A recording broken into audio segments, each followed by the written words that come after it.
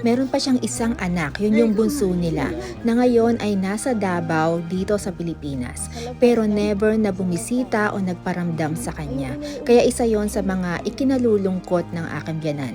Kaya ngayon kung may nakakilala man kay Peterson Declaro na nasa Davao ngayon, hindi ko alam kung saang parte ng Davao pero ang alam namin ay nasa Davao. Ito na ang kalagayan ng nanay natin.